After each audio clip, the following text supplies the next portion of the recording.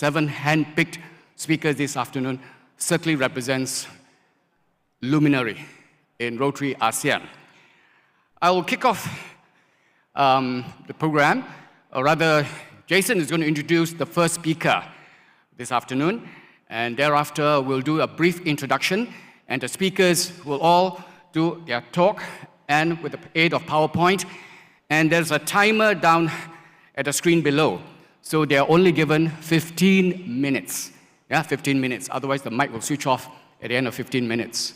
All right? And then the whole program will be wrapped up by host organizing committee chair, the immediate past District Governor Rajamohan. So with this few words, I'd like to call upon my partner in crime, Jason. Please introduce our first speaker. Thank you. Is this mic working? Thank you very much. Some of you may know me, some of you may not. Anyway, my name is Jason. I'm from the Rotary Club of Bangkok, Bang Na, a Chinese-speaking club. What makes Rotary great for ASEAN? I'm not going to speak to you because I do not know what to speak to you. The next speaker, or rather the first speaker, very experienced speaker. He is a family doctor who joins Rotary 51 years ago, even older than me. Don't look at my hair. I'm actually very much younger. He has joined Rotary more than 50 years. He's a recipient of RI Service Above Self Award, the Rotary Foundation Meritorious Award. He has chartered 12 clubs and also helped to establish club in East Timor and also re-establish a club in Phnom Penh. Has hold various key positions in district level, zone level, and RI level. He is also the founding directors of the foundations of Rotary clubs in. Who is speaking first?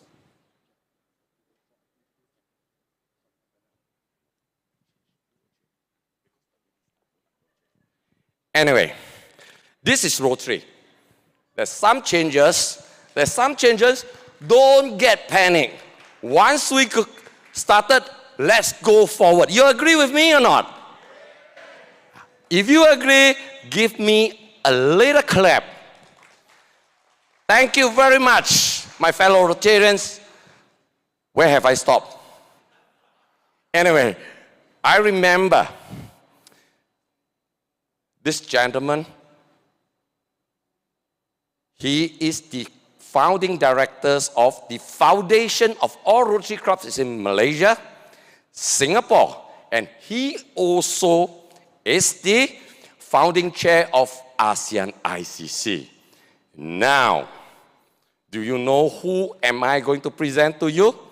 It's none other than our beloved, should I call him father or grandfather? Grandfather, I love to say that. Our grandfather, past governor, Dr. PHILBERT Chin.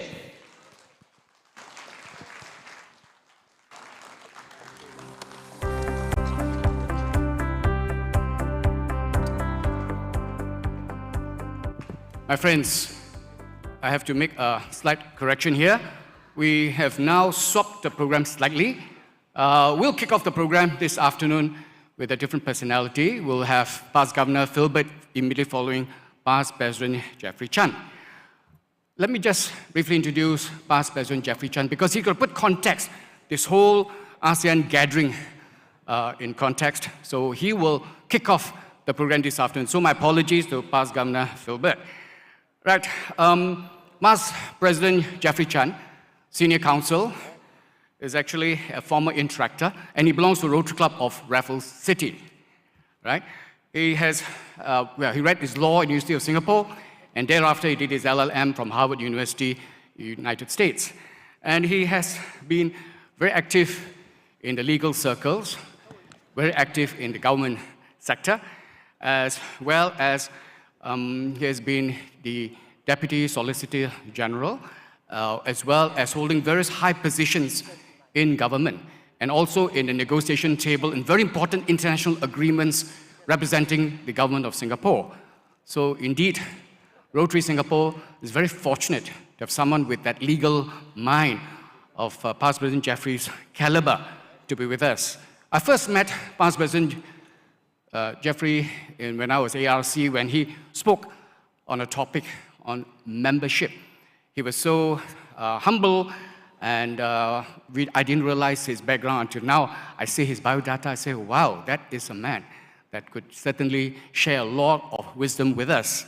Yeah, he's also the honorary legal advisor to this whole setup of the ASEAN, of the RICCA, and he also serves as the vice chair. Other than Rotary, he was the vice chair of the Red Cross Society of Singapore. He's also the honorary legal advisor to the Crohn and Colitis Society of Singapore, and he's done so many talks at both club, district level on Rotary matters, as well as legal forum. And with that, let me now present to you the first speaker this afternoon, Past President Jeffrey Chan, who will share with you on the topic of ROTARY-ASEAN Social-Cultural Community Alliances. Over to you, Past President Jeffrey.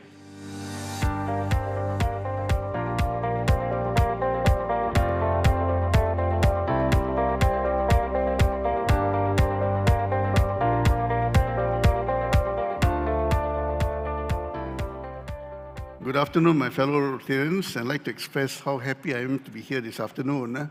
If you look at your program, this part about ASEAN is supposed to be delivered by Ambassador Ong Keng Yong, who was formerly Secretary General of ASEAN.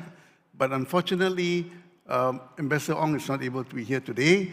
So at almost the last minute, I was asked to take over. So I'm trying to do my best to be at least as good as Ambassador Ong would have been.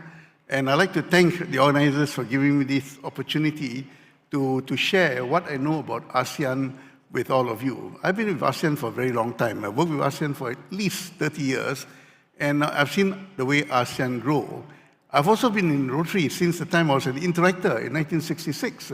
So I've also seen how Rotary has progressed throughout these years, and also the interactions between Rotary's objectives and the objectives of ASEAN. So I think it's good for us to know a little bit about how Rotary and ASEAN interact. Now, in order to understand ASEAN, we first must understand where we are. Now, where are we? We are in Southeast Asia, right? All of us here are the countries of Southeast Asia. Now, what is Southeast Asia? Historically, Southeast Asia is the center of world trade. It is the center of world trade. It's not Europe. It was Southeast Asia. That's the center of world trade. It's located between India and China. And all the major trade routes of the world pass through our region. Now, as you know, we're talking about the Belt and Road nowadays. The Belt and Road is a modern-day manifestation of the Silk Route, the old Silk Route, which connected China to Rome. There are two Silk Routes. There was the land Silk Route, which goes to Central Asia, and then there was the sea Silk Route, and that went through Southeast Asia. It went through the Straits of Malacca. Marco Polo traveled to China through the land Silk Route.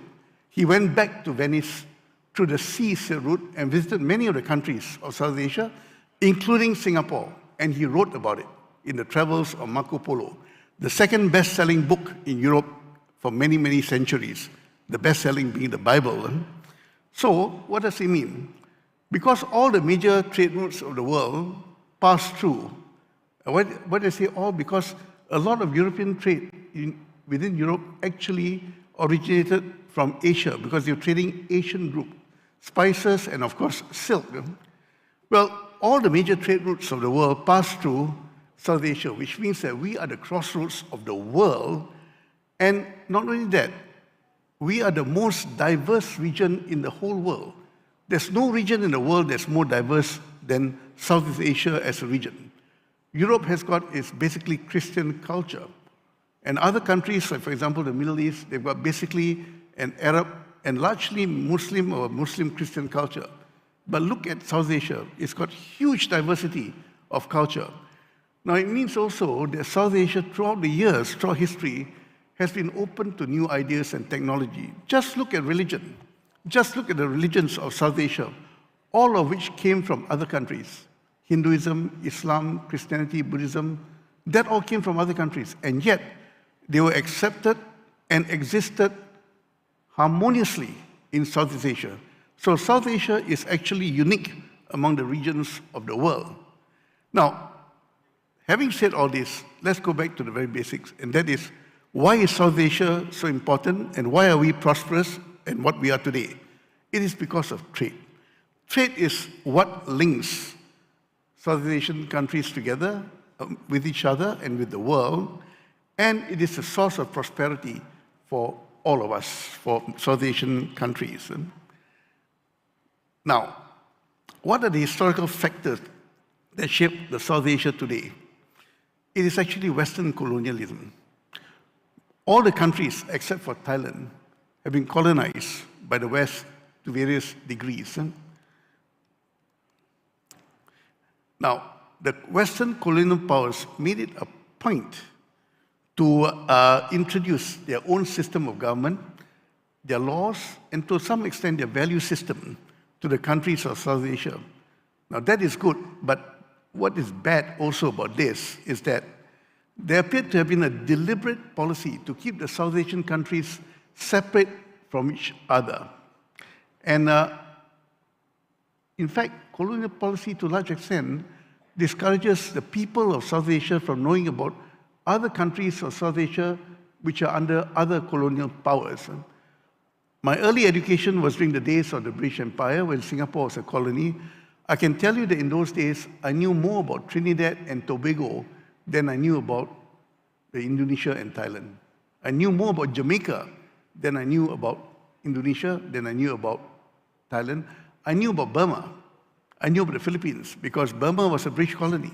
Philippines was an American colony, at least for much of its history.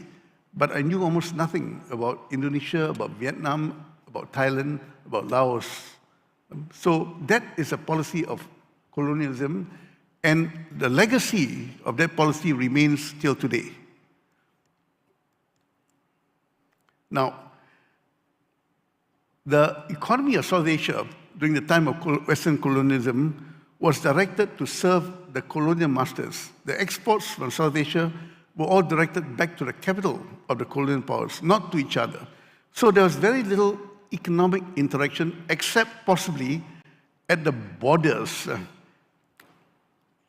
And as a result of all this, there was very little understanding between the peoples of Southeast Asia of each other, except possibly, again, at the borders. So along came modern developments. After all the countries became independent, the geopolitical situation changed, and now we have ASEAN. Now, what then is ASEAN? Well, ASEAN is the Association of Southeast Asian Nations. Association of Southeast Asian Nations. People forget it was actually established in 1967. That's a long time ago. What was happening in 1967? There was the time of the Vietnam War.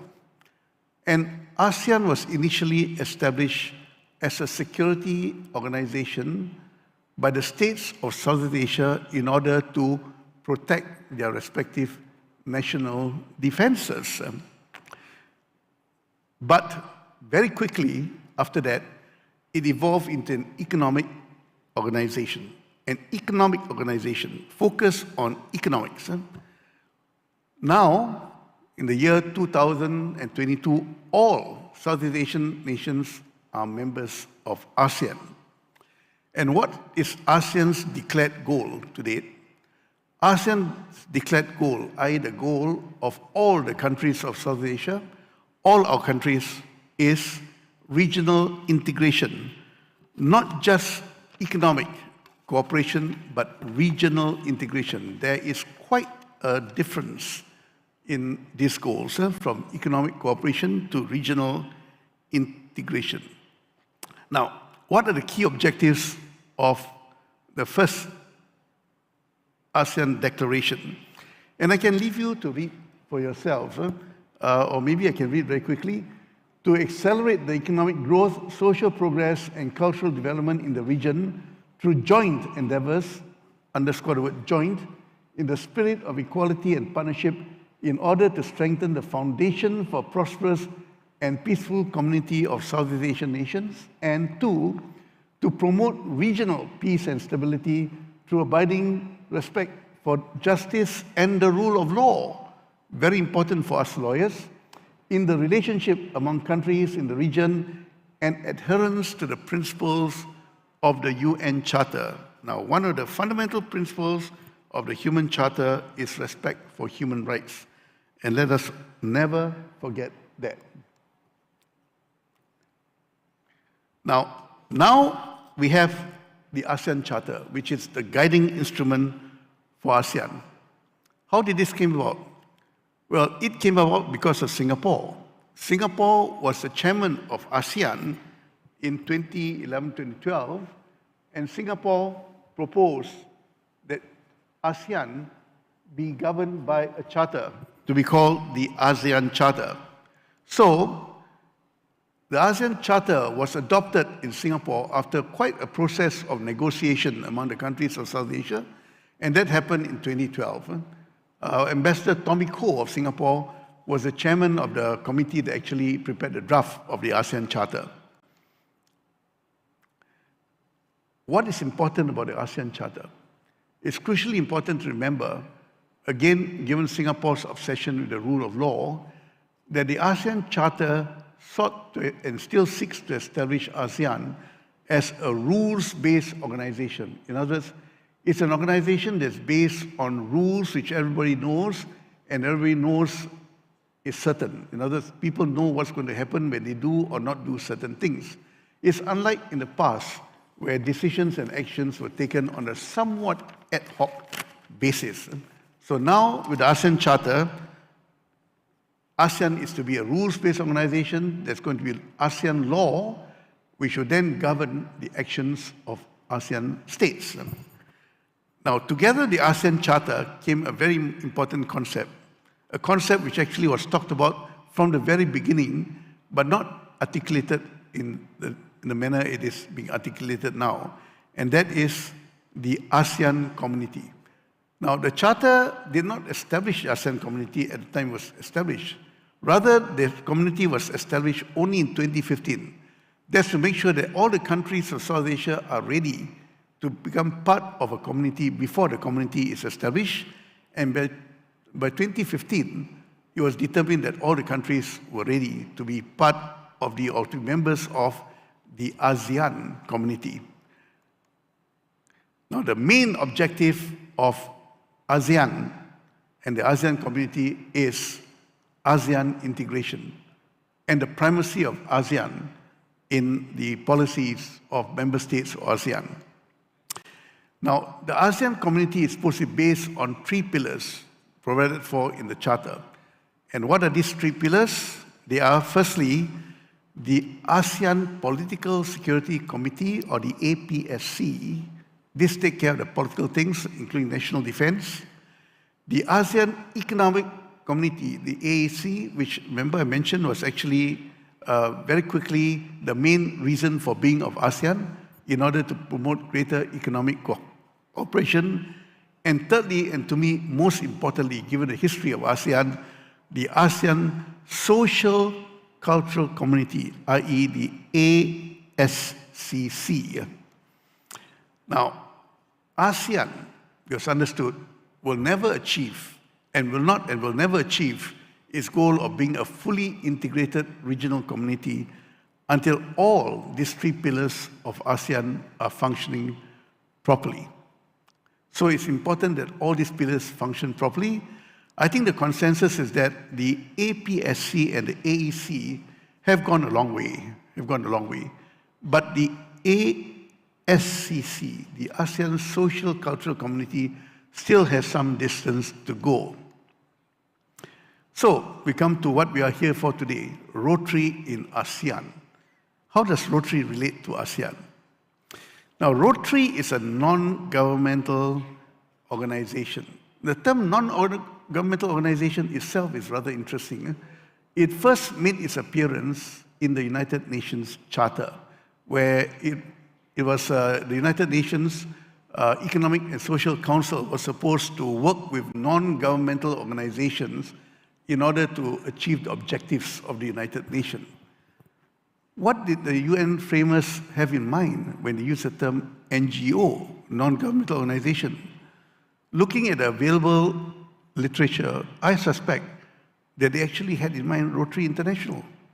Why? Because I think you all know that Rotary often says its proudest establishment is the establishment of the United Nations, because many, many Rotarians were involved in the establishment of the United Nations. The United Nations was established in the San Francisco Conference that took place during the closing days of the Second World War, and many of the delegates who attended that conference were Rotarians. Why? Because at that time, America was an isolationist state. Many Americans did not have contacts in other states, but the Rotarians did. So the Rotarians were able to get hold of other Rotarians who were also in government in other countries and got them together in order to support the formation of the United Nations. Until today, Rotary has a special place in the United Nations. Are you all aware that there is a Rotary Day, a United Nations Rotary Day? I bet you're not aware. There is, there's a United Nations Rotary Day, and Rotary has an office in the United Nations building in New York. I have been there. So Rotary has a special role in the United Nations. Now, in ASEAN, we are the one organization, one NGO that is present in all ASEAN member states. I'm not able to easily think of another NGO that has this scope in ASEAN. So what is important is Rotarians in ASEAN come from all the states of ASEAN and all the ethnic groups of ASEAN. I dare say that almost every ethnic group in ASEAN can be found in Rotary, in different numbers, of course, but certainly they can be found in Rotary clubs in ASEAN. So all the peoples of ASEAN are represented in Rotary throughout ASEAN. Rotarians comprise the cross-section of all the peoples of ASEAN. Note my emphasis on the word peoples, not organizations, peoples. Okay. Now, what about the ASEAN social-cultural community?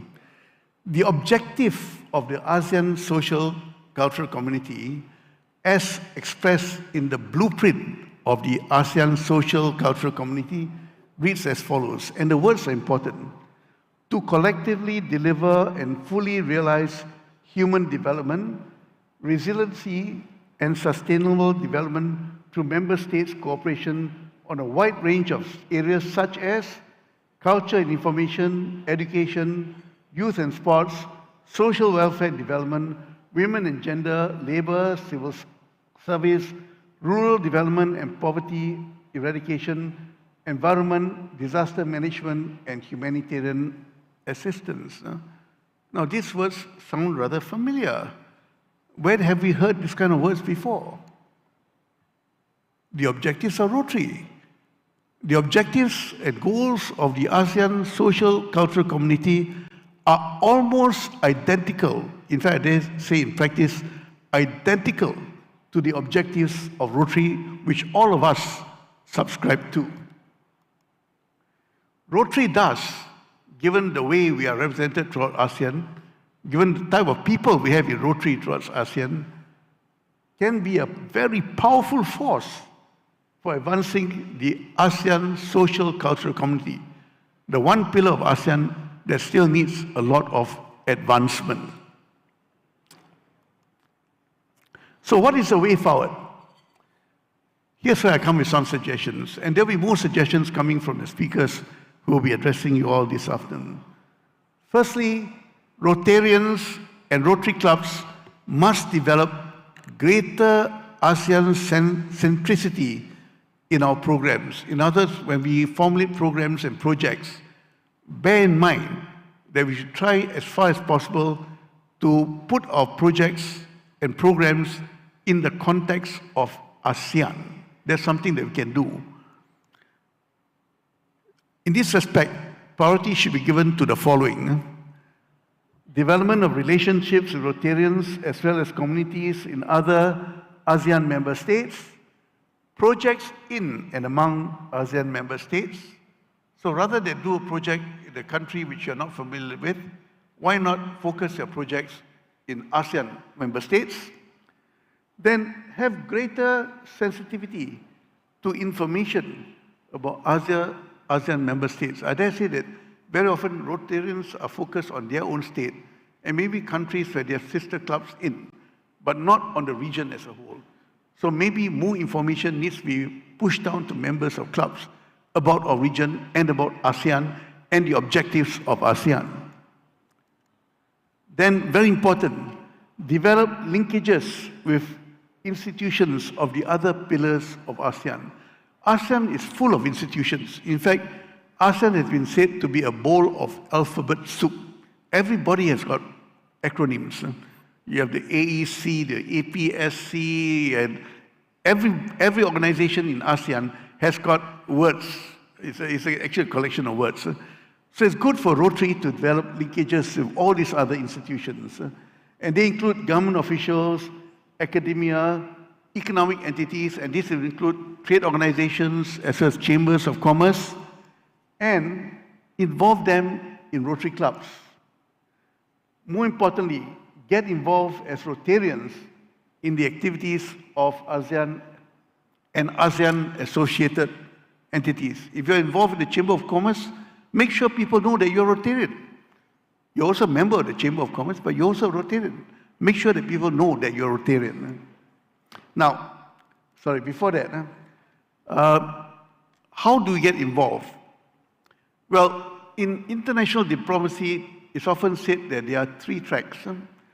There's track 1. Track 1 actually is at the high official levels. The ministers and the high government officials, they get together in order to formulate common programs and resolve issues which they have among themselves. That is track 1. Then there's track 2. Track 2 actually is at a slightly lower level. It's non-official, but very often they're also backed by officialdom. And they include NGOs.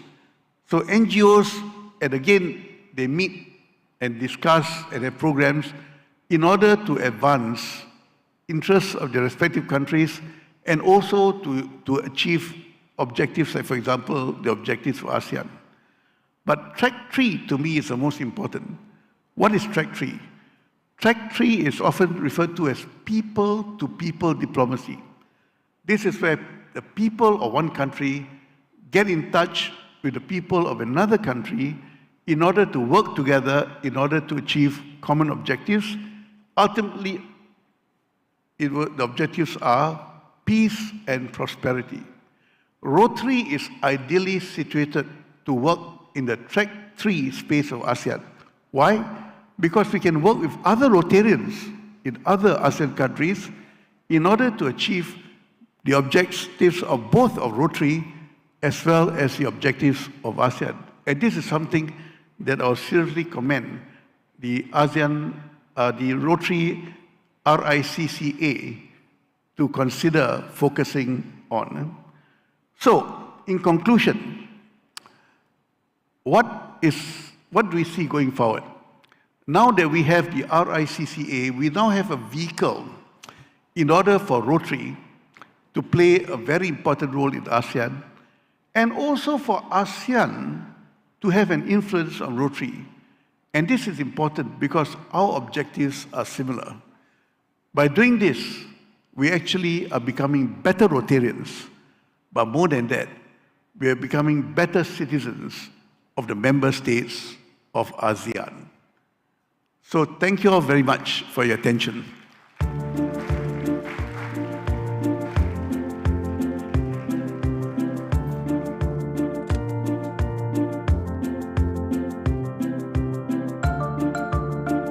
Thank you, Past President Jeff, for sharing Rotary and ASEAN.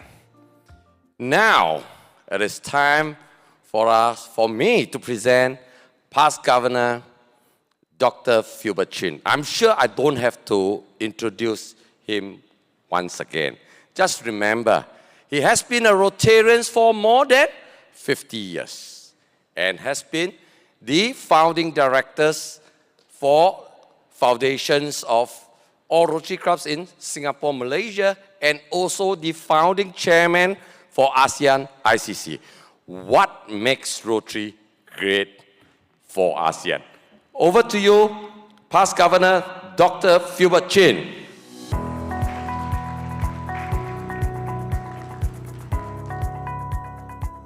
Thank you for that kind introduction. I think I'll begin straight away since I'm allocated only 15 minutes. Now, I will be provocative. My topic is what makes Rotary unique? Can anybody in this hall venture to define it for me? Silence. Well, let me expound and lend me your ears. That's all I ask of you. In 2003, presidential celebration, past President Cliff Docterman, I'm sure you know him. He's the famous author of the ABC of Rotary. He delivered a speech titled Vocational at a Service, Rotary's first concept. This speech inspired me to write today's paper, and I will share with you some of his and some of my thoughts on the subject. Rotary was the first business-oriented organization. I suppose you know that. Huh? It was the first business organization of its kind in the United States. And at the same time, it is the oldest service organization also in the United States. Rotary was founded in Chicago, USA, a city described by Upton Sinclair in his book, The Jungle, as a great sore city full of sores. It's dirty, it was corrupt, and it was the home of Paul Harris. Paul Harris, a 27-year-old lawyer, found it difficult to settle down in Chicago. You can imagine that. It was a time of the Great Depression.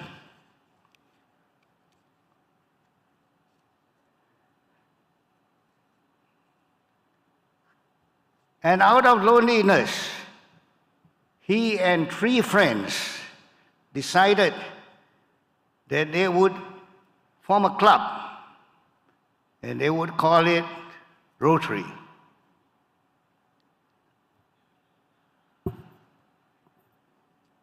And the idea was to help each other to promote business.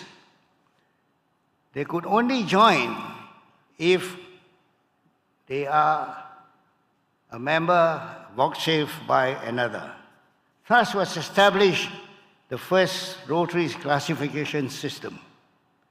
At the same time, diversity became part of Rotary's culture. It was in this atmosphere that Paul Harris began to wonder if one person from each business and profession could actually work together in a non-competitive atmosphere to help each other improve its business and income. And if they were not rivals or competitors, they could be friends and help each other to achieve success. Thus, the idea of friendship business was combined, and the first Rotary Club evolved. The founders named Rotary, the club Rotary, because the members met at each other's office by rotation. When the Rotary Club of Chicago was formed, written in its constitution were two objectives. And the objectives were the concept of friendship and the promotion of business of its members. In 1907, 1908, Paul Harris became the third president. He was never the first president of his club. Once again, he introduced another innovative idea. This time, he felt that since friendship and business could mix, so could business and service be combined. This was apparent in the choice of Rotary's first two community projects, namely, incidentally, what is the first project of Rotary International? First project of Rotary International. Donating, no, it's donating a horse to a doctor for him to continue doing house calls because the horse died. The second business is the business which all of you know, building public toilets in downtown Chicago. This project showed that Rotarians could adopt the challenges of their community's needs.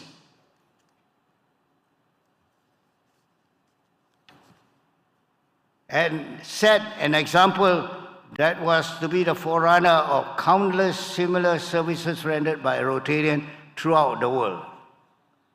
In 1912, at the convention held in Minnesota, the original objects encompassing the promotion of business and was discontinued. Personal selfish gain as a moving force was officially eliminated. However, through the many changes made in the object of Rotary, the business element was retained, but with new emphasis. It is in fact listed as part 2 of the present object of Rotary, to encourage high ethical standards in business and profession, to promote the worthiness of all useful occupation and the dignifying of each Rotarian's occupation as an opportunity to serve society. So the motive of profit is put aside and the motive of service is put in front. Thus, friendship, business, and service, friendship, business, and service became intertwined in the culture of Rotary. It is interesting to note that as early as 1917, Leslie Pigeon, RI President, stated that the primary object of Rotary is to relate the individual properly to his daily work. That is the first duty Rotary has to perform. Thus, Rotary must educate its members to embody the idea of service in their daily work, something we don't do for a long time. In the book printed in 1935 on the early history of Rotary in Great Britain, T.A. Warren, who became president in 1945-46, stated, "The only unique feature of Rotary is vocational service. The only thing unique in Rotary is vocational service. Everything else we do is repeated by some other organization. If we are unique if we are to succeed, we have a special message or mission to the world that is unique to ourselves, and it lies in the realm of vocational service. Vocational service was clearly the main force of Rotary at that time, and I believe today. What then was the outcome? The first outcome, Rotarians helping each other. It was this concept of promoting business that led to Rotary's first community project, installing the first public toilet downtown Chicago. When service is provided, business is enhanced. It was on this basis that the world's first community service was launched. Second outcome, Rotarians looked to promote ethics and integrity in their vocational practice. In the early meetings of Rotary, members frequently discussed techniques to improve business practice and offer wise and friendly counsel to each other. Soon, members felt that they could do business with their Rotary friends. They could expect to be treated fairly, and there would always be an ethical element in all their transactions. Thus, the word Rotarians were considered as a mark of distinction in the business world. Rotary clubs were then regarded as leaders in fighting corruption and unfair business practice. In 1910, Arthur Sheldon spoke of Rotary's first convention in Chicago, saying, "As man come to the light of wisdom, he comes to see that right conduct towards other pays that business is the science of human service, and that he profits most who serve his fellows best." Thus, Rotary's first motto came into being, a basic principle of business ethics. In 1911, conference at Portland, Frank Collin, president of a Minnesota Rotary Club, mentioned that his club used the principle service, not self, in all their vocational activities. This impressed delegates and was adopted as Rotary's second motto. What did I say? Did I say service above self? No, service, not self. However, with slight change, where they make service, not self, to service above self, both were officially adopted as Rotary's motto at the 1950 convention. So our motto was only adopted at the 1950 convention. It is interesting to note that at the convention held in Belgium in 1927, Rotary officially adopted the word vocation to cover all useful occupation. So when the object of Rotary was rewritten, vocational service became the second part of the object of Rotary and Rotary's second avenue of service. So work became a vocation, and vocation is a calling, a calling. Unfortunately, I can't find anywhere where this was done. To me, the word vocation means more than work. It is a calling. I believe that Rotary must have wanted all Rotarians to regard their business, their profession, and their trades a calling, so as to achieve the ideal of service and doing service above self. In 1989, the Council of Legislation adopted a statement called the Declaration of Rotarians in Business and Profession. This again reiterates that as opportunity to serve a service, an opportunity considered to be an opportunity to serve society and an obligation to attend to the problems of the community. It is a pity that Rotary did not take steps to promote corporate social responsibilities then, CSR, as part of Rotary's obligation in serving society through vocational service. However, it's not too late to champion this cause.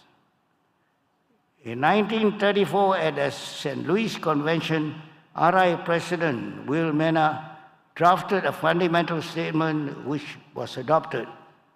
This stated, fundamentally, Rotary is a philosophy of life that undertakes to reconcile the ever-present conflict between the desire to profit for oneself and the duty and the consequent impulse to serve others. This philosophy is the philosophy of service.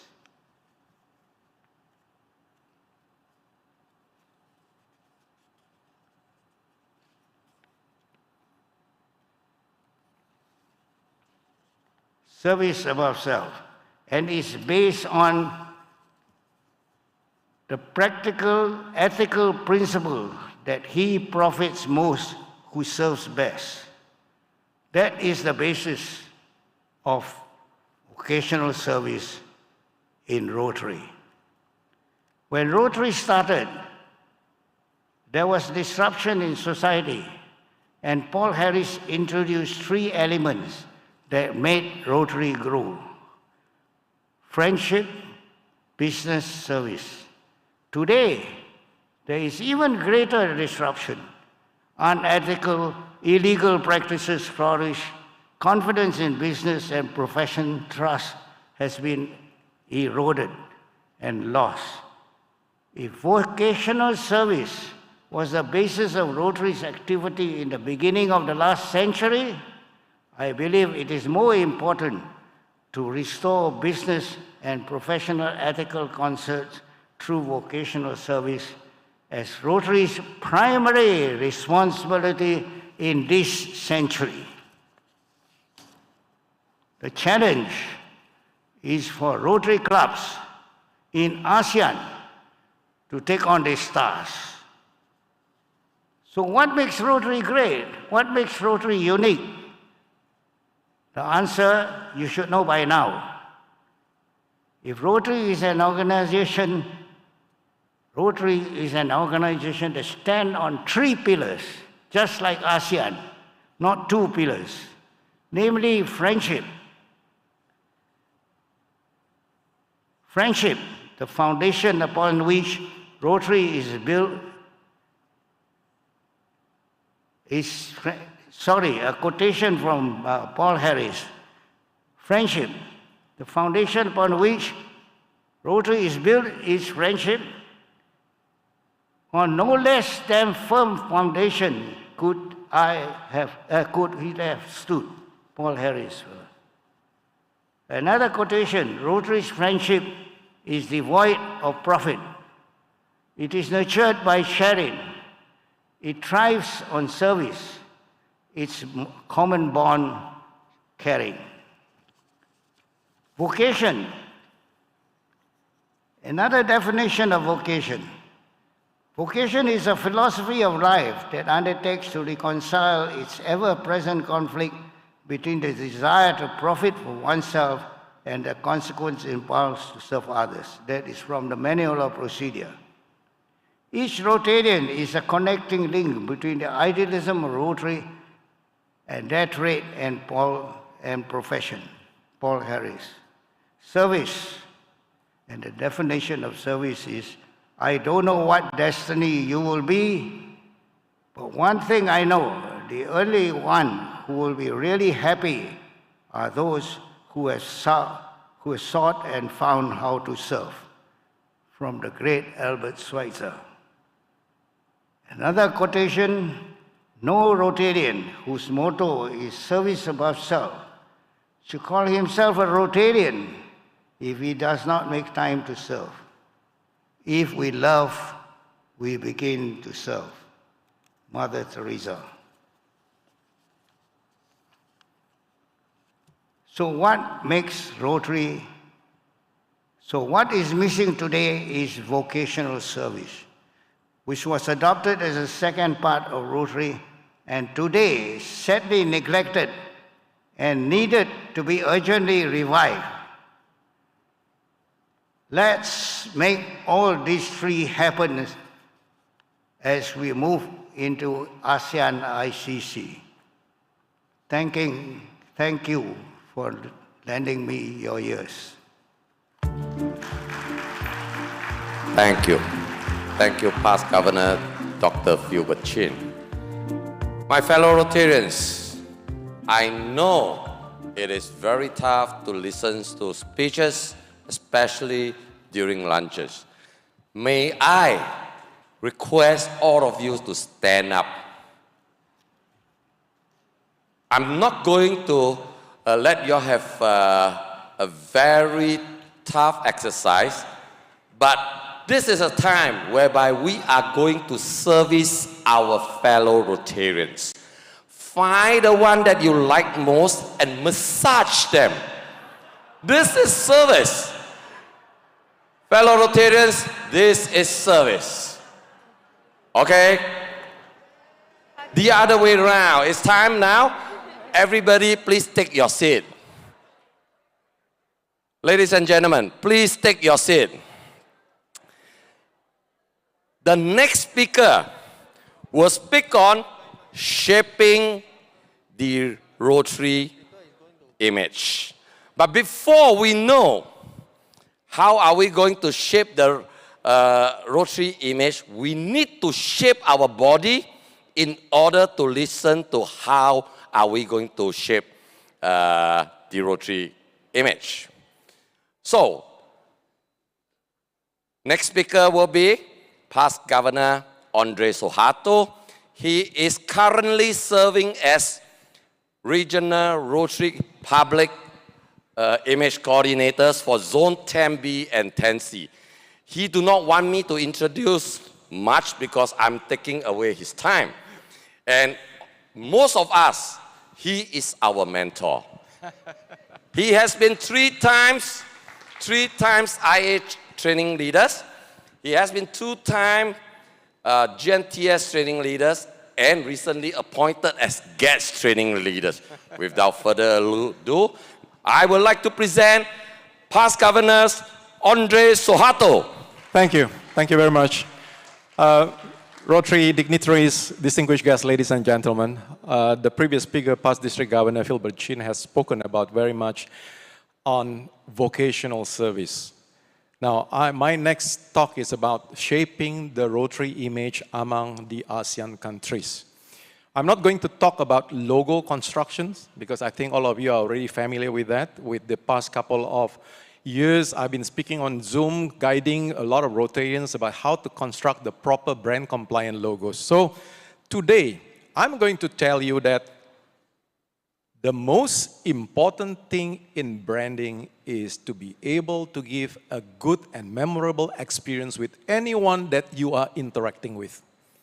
Logos are just secondary. It is no point for you to have brand-compliant logos, but people do not enjoy communicating and working with Rotarians. And I want to be able to speak today to say that the ASEAN countries, the 10 ASEAN countries, I am not too sure whether you know that we have about 1,518 major ethnic groups in these 10 countries. And we have 1,272 languages. How are we going to shape the image of Rotary among the ASEAN countries between us as Rotarian? So that when people travel across one country to the next, they will be able to see consistent images about a typical Rotarian. So I want to be able to share with you how to build a unified Rotary image in ASEAN. And I came to the conclusion that one way to do this is actually by embracing and internalizing the Rotary guiding principles. This is something that each one of us are able to build and ingrain upon us so that our actions and our behavior are consistent and is typical of the organization's reputation. So what are Rotary guiding principles? There are 4 of them. We talk about the object of Rotary, and then the Rotarian Code of Conduct, the 4-way test, which many of you actually are aware about, and lately the DEI Code of Conduct, which has started to be imparted upon us in 2019, and today is taking a lot of emphasis, especially with the RI director who is in charge of this, Valerie Weffer. Why do we need to have these Rotary guiding principles to build the kind of Rotary brand? Because these guiding principles will help us and provide us a framework to develop ethical behavior. Our previous speaker, Past District Governor PHILBERT Chin, have already spoken about the declining trust in business and society today. But as Rotarians, we are different, we are unique. By adopting these guiding principles will help to exemplify high ethical standards, as well as setting the standards for communications through the DEI Code of Conduct. How would you like people to address you? How should you address people that you met for the very first time? How should you actually be gender neutral in all your communications? How should you be ensuring that in all your actions, you are being inclusive? And yet you treat everybody with respect and equally. This is something that we need to think about, and as well as providing opportunities for anyone to be able to participate in all the activities and the engagements that you organize. So basically, it is a platform to help us to be an exemplary leader, to have exemplary behavior, so that when people communicate with you, they will know and say, I think you are a Rotarian, before you even give your business card or Rotary business card, for that matter. So again, it is no point to have brand compliant logo, but your action and behavior is not conducive and commensurate with the reputations of these great organizations.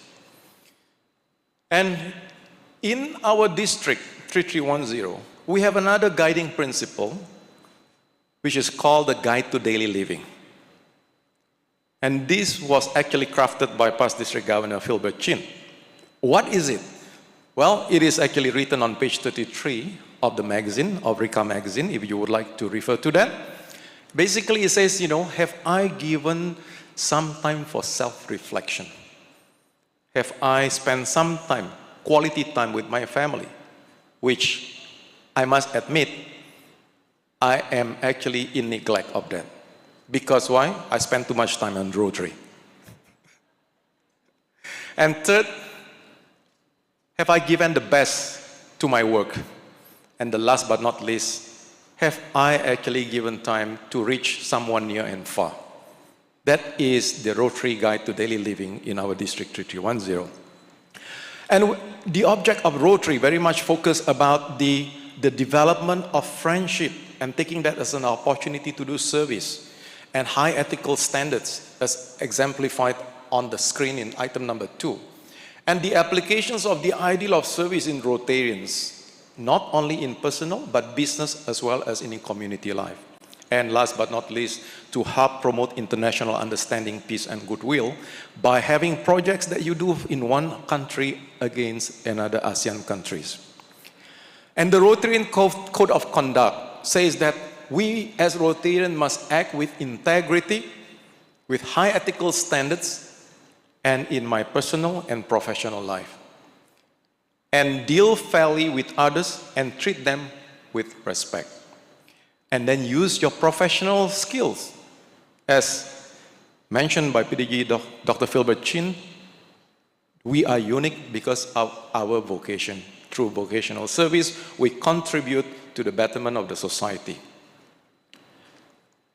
And the 4A test that was crafted in 1932 by Herbert Taylor when he was working for an aluminum company that was in the brink of bankruptcy. So he wanted to save his staff from being retrenched.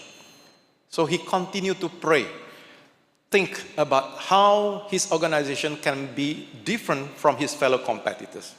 And so he came out with this 100 words in 7 parts, which was called the 7-way test. And not having satisfied, he reduced that further and eventually became the 25 words in 4 parts, which is called the 4A test. And in 1954, 1955, when he became the RI president, he actually gave the rights for Rotary International to use this 4A test without having to pay a single cent. And the DEI Code of Conduct, what is it? Well, as I mentioned earlier on, it started off in 2019, where RI created this DEI commitment statement. And then in 2021, the RI Board of Directors actually strengthened and expanded that statement. And in 2021 as well, the board adopted the DEI Code of Conduct that reflects our core values. And talking about our core values, the 5 core values, did you realize that Rotary never explicitly declared the core values until 2007? All that while, until 2007, it has only been implied in all that they talk about when they are referring to the core values. So what is the DEI Code of Conduct? Basically, there are 4 items in there. Use respectful language, be supportive. So when you know somebody who is being discriminated, you must speak, come forward, speak up, so that that level of discrimination is no longer there. And foster a welcoming environment. Try to inculcate by having membership in your club that reflects the community, so that we can celebrate diversity. You know, talking about DEI, diversity is a fact, is given, but the challenges will be how do you implement inclusiveness and as well as equity. That will be the challenge facing us. But I'm sure being Rotarians, we are leaders in our vocations, we can overcome those challenges. Like Paul Harris says, you know, friendship was the foundation rock on which Rotary was built. But tolerance is the element that holds us together. Now I know sometimes it could be very challenging among Rotarians because we have conflicts, we have disagreement. But we must respect the opinion and the ideas of everyone in the organizations. With DEI, we have diversity. We have diverse ideas. We have diverse beliefs. But we must be sure that we respect those ideas that are different from us. So, with our core values, this core value has been consistent since 1905 when Rotary was built until today. While the organization keep on changing to keep up with time, but what remains constant is our core values: fellowship, integrity, diversity, leadership, and service and leadership. So, with that, I have actually come up with this diagram that reflects to say that those Rotarian Code of Conduct, the object of Rotary, the DEI Code of Conduct, and the 4A test are actually the very basic foundation in what molds us as an exemplary human being. And that are the very basic ingredients that will give birth to our core values. And then with that, we can become a very good Rotary brand ambassador in shaping the image of Rotary. But you know what? These, what I call the guiding principles, can only be inherited in you if you are active Rotarian and you continue to self-educate yourself and keep yourself up to date with what is going in Rotary. Educating yourself, that is very important. No matter how old you are, how many years you are in Rotary, continuous education and learning is something that everyone must continue to have and practice, so that you can become a very good Rotary brand ambassador. And therefore, the image of Rotary can be unified. And that's, hopefully everybody will know that we are part of ROTARY-ASEAN Intercountry Committee. And with that, I just want to Summarize again, a brand is not just a logo or a website or your business card, but it is the kind of experience that you are going to give to people who communicate with you, work with you, donates money to you, and even among your fellow Rotarians. With that, I thank you and wish you all the success in building and nurturing the Rotary brand. Thank you.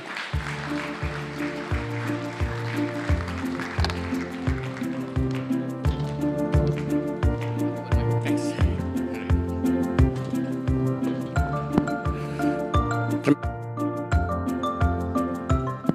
Terima kasih Pak Andre for enlightening us in shaping public image Rotary-ASEAN.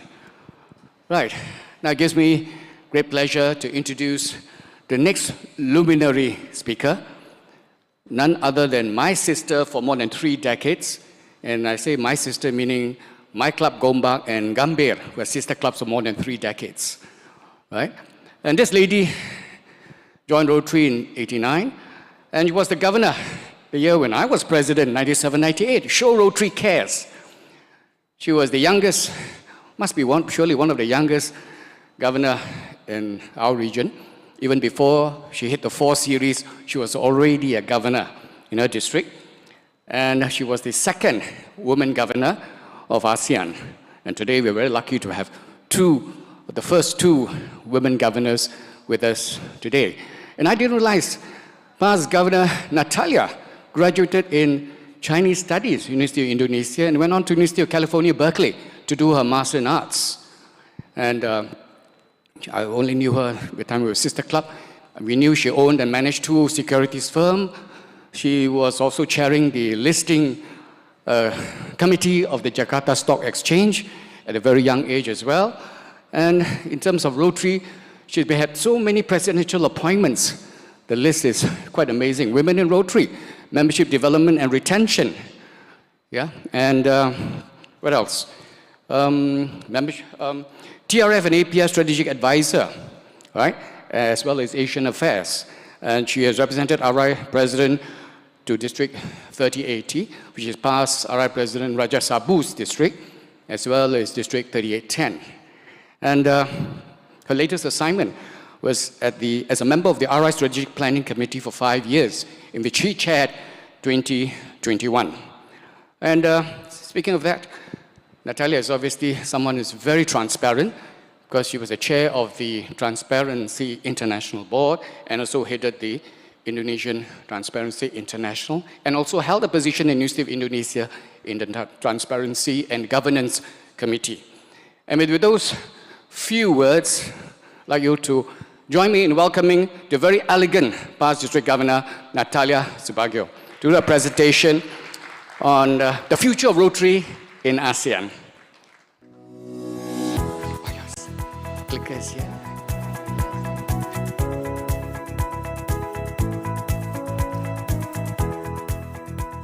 Okay, thank you very much, PDG Leslie, for that very generous, totally overblown introduction of myself.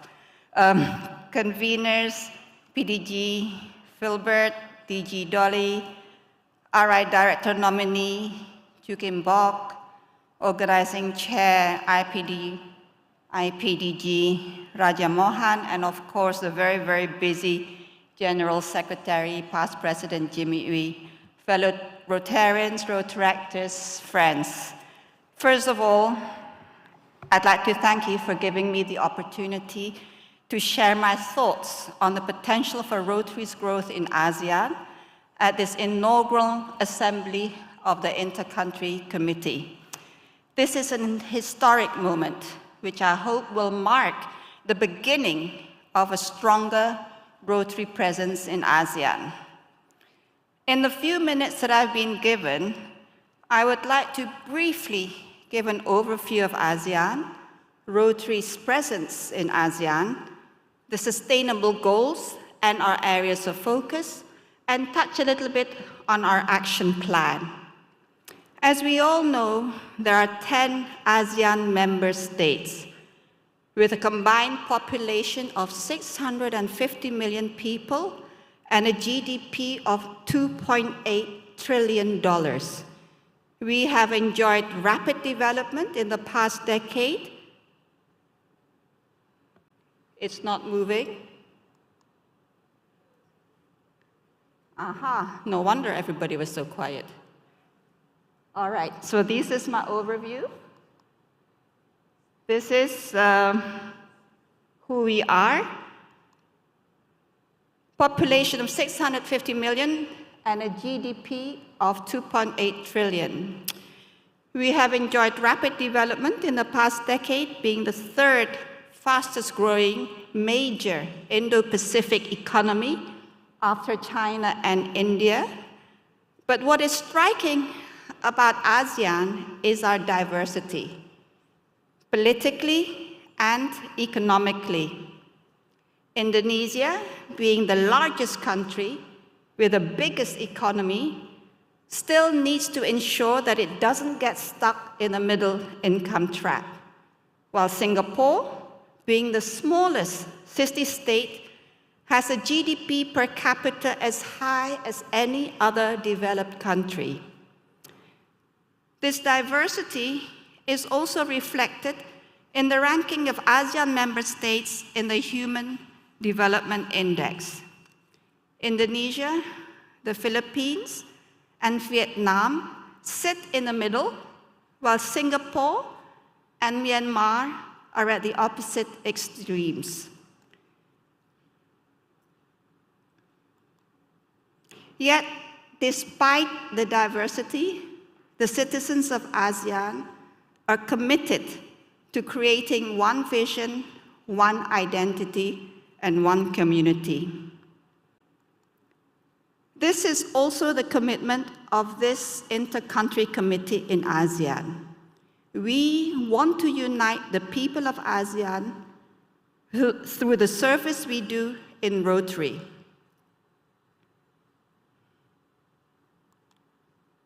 Yeah. We have 18 districts in ASEAN with 1,600 clubs and 42,000 Rotarians. We are also very diverse, but we are united by the Rotary ethos of service above self and our guiding principles. ASEAN countries are grouped together in Zone 10 with 3 divisions, and our strongest presence is in the Philippines with almost 28,000 Rotarians and 14,000 plus Rotaractors. But if you look at this map, you will see that Indonesia is missing from Zone 10. Where are we? That's because ASEAN's biggest country is grouped together with Pakistan and Bangladesh way off in Zone 1B, very far away from this region. So our intention in Indonesia is to return home to Zone 10, back with the ASEAN family, putting our ambitions to have Indonesian representation on the RI board temporarily on the back burner. And this would strengthen the numbers in Zone 10C, making it almost on par with 10B. So why do we want to return to our cultural and economic habitat? Besides the obvious reason of cultural and historical affinity, Indonesia is at the heart of ASEAN, the biggest country and economy.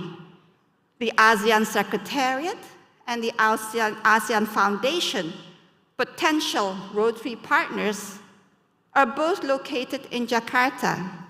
So it would be ridiculous to talk about ASEAN, to talk about a zone in ASEAN, an inter-country committee in ASEAN, without including Indonesia. Being part of the ASEAN community means easier communication and visa-free ease of travel amongst us, which naturally promotes better understanding and fellowship and trust which are all crucial ingredients for strengthening our cooperation in service. And there are ample opportunities for service in this region. For example, if we look at the 2020 baseline report of where ASEAN stands in achieving the sustainable goals, we can see that the SDGs align with Rotary's areas of focus. Now, this report does not look at goals 10, 11, 12, and 14, but there is plenty of work to do in the remaining goals.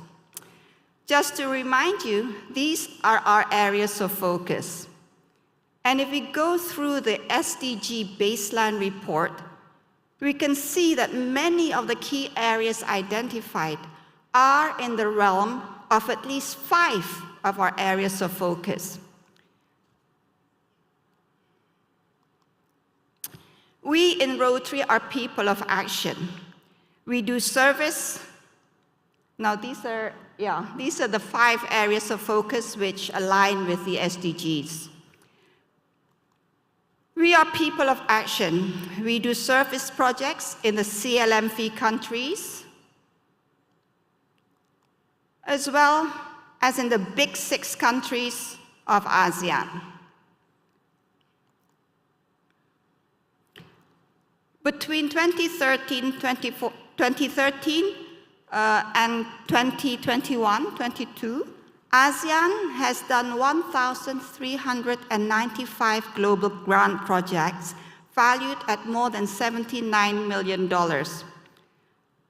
But more can be done. Much of the funding for our projects originate from outside the region and are often initiated by Rotary clubs from outside the region also.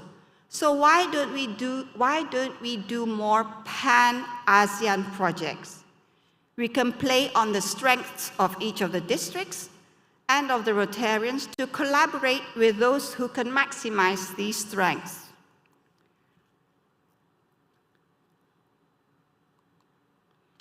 To deal with the socio-economic and humanitarian challenges in ASEAN, and to be able to identify the many service opportunities these challenges offer, we need to better understand the region. This should be the objective of this Intercountry Committee on ASEAN. This committee should review the data of our Rotary presence, identify the priority needs of ASEAN communities, think of ways to hone our strengths and overcome our weaknesses, and to work together on a strategy and action plan that is relevant to ASEAN.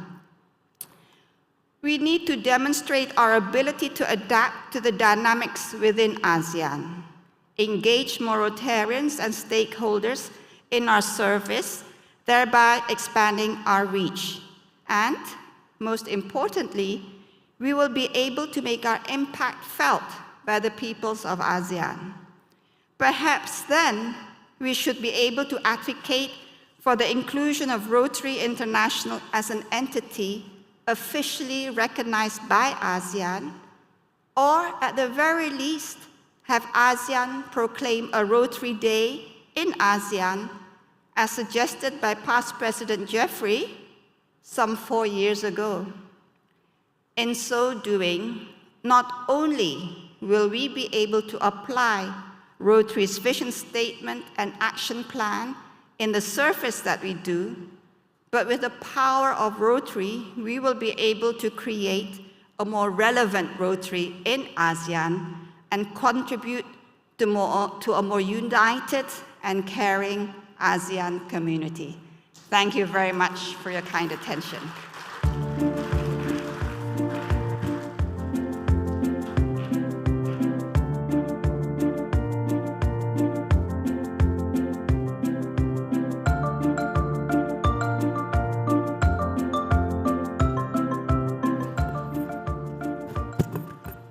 Thank you, Sister Natalia, for the wonderful presentation, all in good time as well. Right, it now gives me great pleasure to introduce someone from my very own district, someone whom has been our great mentor and an icon of district, someone who has still been very active in Rotary despite serving as governor way back in 98, 99, when the theme was Follow Your Rotary Dream. And past Governor Dr. Paul C.K. Lee joined the Rotary Club of Pudu way back in 1979. And he has been so active in Rotary. He has been an RI training leader. He has been a GETS training leader. He was also instrumental in organizing the Rotary Institute in Kuala Lumpur in 2001, which I had the pleasure of being involved with him, and subsequent to that, 2007, KL Institute, and 2013, Selangor Institute. Paul is someone who is always willing and eager to share his Rotary knowledge with anyone in our district. So we still look up highly upon him to mentor us and help us. And apart from Rotary, he has got close links with Singapore, having graduated with BDS from the University of Singapore, and his young man is now a practicing lawyer in Singapore, and he's got grandchildren in Singapore, so he's got very close ties. So this trip back to Singapore is all means catching up with family, because the 2 years of pandemic, he couldn't travel to Singapore, right? Paul was a past president of the Malaysian Dental Association, as well as the Malaysian Dental Private Practitioners Association, and he was recognized as the best dental practitioner in 1 year when they had this recognition going on. So without further ado, I'd like to now invite past Governor Dr. Paul C.K. Lee to share with us Rotary service in ASEAN. Paul, over to you.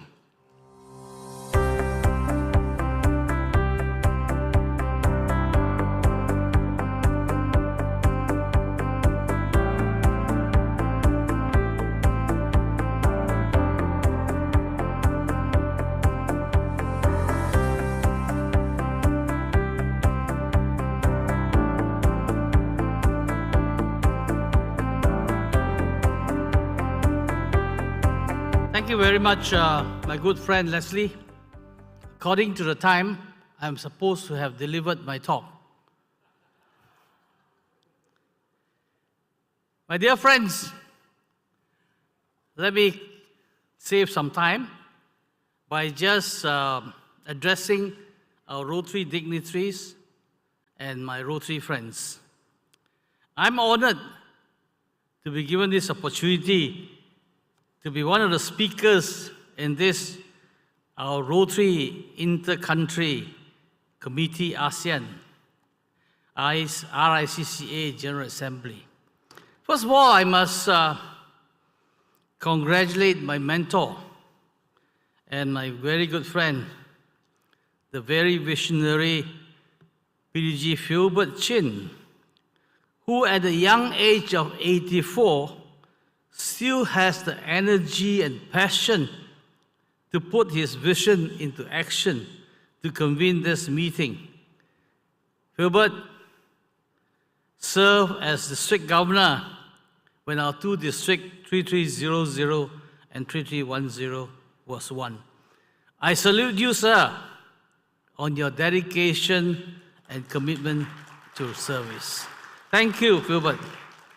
PHILBERT and me get together whenever I come down to Singapore. Of course, he buys me lunch. Thank you also to our co-convener, Dolly, and the organizing chairman, Mohan, as well as all the other people who have put this project together. I have been assigned to share with you in respect of service by our Rotary clubs in our ASEAN region. We all know that Rotary is a service organization since 1910. Since 1910, the Rotary motto has been service above self. Rotary strives to achieve its objective of service above self through activities in the 4 primary areas, and these are often referred as the 5 avenues of service. This avenue promotes the development of acquaintance as an opportunity for service, which is actually the first part of the object of Rotary.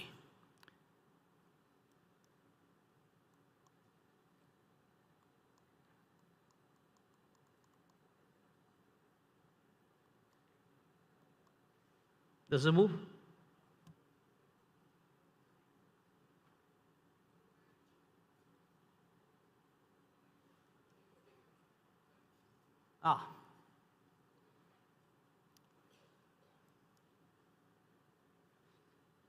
The mission of Rotary. I think we all know that the mission of Rotary is to provide service to others, promote integrity, advance world understanding, goodwill, and peace through its fellowship of business, professional, and community leaders. Fundamentally, our mission is to do good and build a better future, a better tomorrow for ourselves, for our children, and our children's children. Now, what then are the guiding principles of Rotary? Rotary Club's guiding principles include the four-way test, which is the truth, fairness, goodwill, friendship. Other principles involve Rotary's commitment to service above self. Rotary's motto, which is channeled to the 5 avenues of service, which are club service, vocational, community, international, and new generation. Rotary is therefore a service organization. We have mottos which guides us in our action and our activities. Since 1910, our Rotary motto has been service above self. Rotary strives to achieve the object of service above self through activities in the 4 primary areas, 5 avenues of service. These avenues promotes the development of acquaintance as an opportunity for service. The other motto, I think we all know, is that he profits most who serves best. What then? What then is service?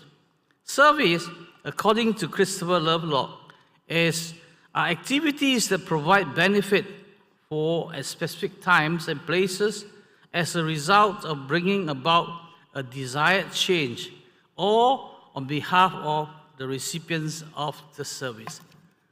What is the purpose of Rotary then? I will just share with you 2. One is the promoting of high ethical standards in business and profession, the recognition of worthiness of all useful occupations, and the dignifying of each Rotarian's occupation as an opportunity to serve society. These words seem very common for us because this is part 2 of the object of Rotary in the involvement of vocational service. Now, the application of ideal of service in each Rotarian's personal, business, and community life. What are the causes? What are the causes? There are 7 areas of focus, which will cover all the causes. But fundamentally, I just want to share with you 4. One is promoting peace. Rotary encourages conversation to foster understanding across cultures. We train adults and young leaders to prevent and mediate conflict, to help refugees who have fled dangerous areas. If there is any organization that is most suited to promote peace, then it must be Rotary, because we are based on the principle of non-racial, non-religious, and non-political. The second one is that we are in the cause of fighting diseases. We educate and equip community to stop the spread of life-threatening diseases like polio, HIV, AIDS, and malaria. We improve and expand access to low cost and free health care in developing areas. And number 3 is, of course, we do a lot of projects providing clean water, sanitation, and hygiene. We support local solutions to bring clean water, sanitation, and hygiene to more people every year. I have just completed a project on providing clean water to the Aborigines in the jungles of Malaysia. And it's really heartening to see that in that village of Aborigines, they take the water from the river, which is also the place where they bathe, which is also the place where they do all the work they want. And therefore, the water, if you look at it, is really very dirty. And lastly, of course, very important to us is saving mothers and children. Nearly 6 million children under the age of 5 die needlessly every year from malnutrition, poor health, and Rotary's inadequate inadequate sanitation. Rotary's program provides relief to these mothers and children. What then makes Rotarians different? Rotarians are different because we are business and professional leaders. We are different because we aspire to be servant leaders. And what are servant leaders? Very briefly, let me share with you that servant leaders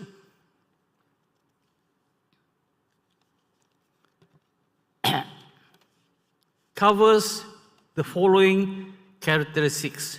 One is that servant leaders do not seek service for ourselves.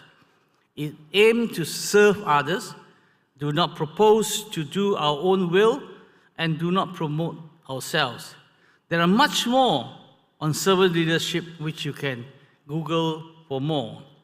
Now allow me to share with you some service activities that have enhanced the cooperation and mutual assistance in rendering service in our communities, in our region. We are reminded that the Rotary's first communities project, which I think PHILBERT has said as the public toilet, and from that humble beginning, Rotary has moved on to provide services which covers almost every sphere of our lives. One of the main areas that I believe Rotary clubs in ASEAN can really dwell in and do something about is this area of intercities and sister club relations. One major international activity of Rotary Club is the sister club relations, which is a very powerful tool to enhance cooperation and strengthen relations. The inter-club visits breaks down barriers and open door for mutual assistance. Back in my own club in 1977, our Rotarians visited the Rotary Club of Mandaluyong in Philippines, and there we carry out a project. We also carry out a project in Pattaya and Phuket in Thailand, where we donated money for nutrition for the eye and handicap rehabilitation programs.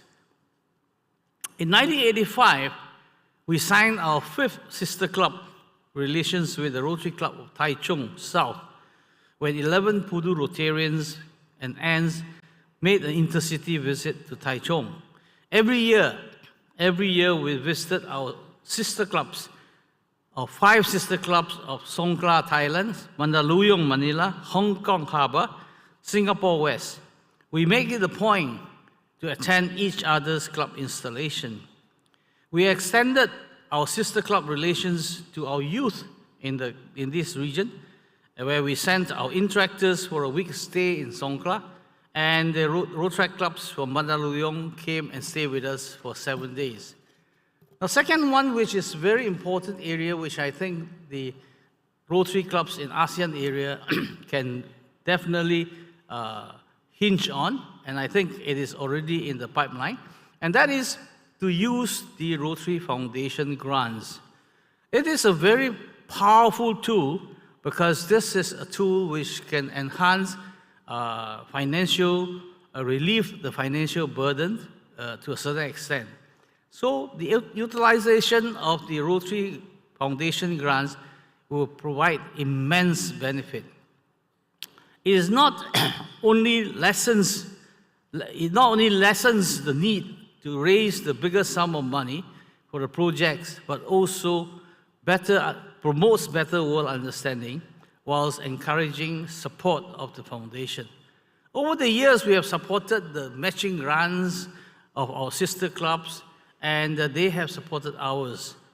In last 2 years ago, we carried out, as I said, this project of providing clean water for the Orang Asli or the Aborigines in the village of Kampung Bertang in Raub.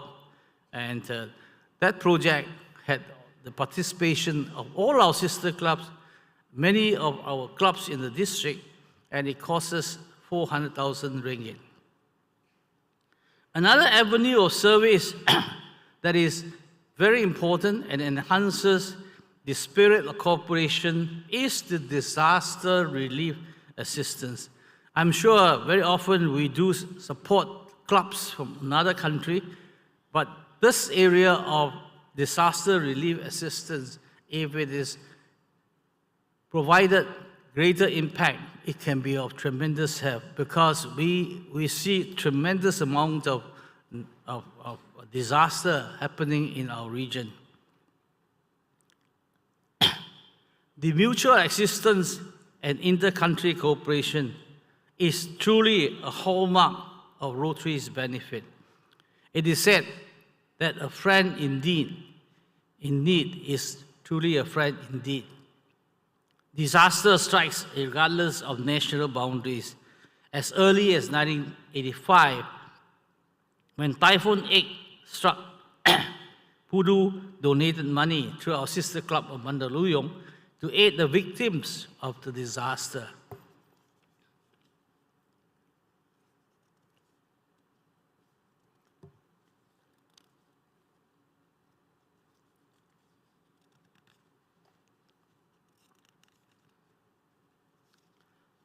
Sorry. Again in 1991, when the Mount Pinatubo erupted in Philippines, we responded through an appeal by the then president of Rotary International, Rajendra Sabu, calling us to do a skip a meal in order to help the volcanic victims. When we wanted to visit our sister club in Taichung South, Taichung was struck with the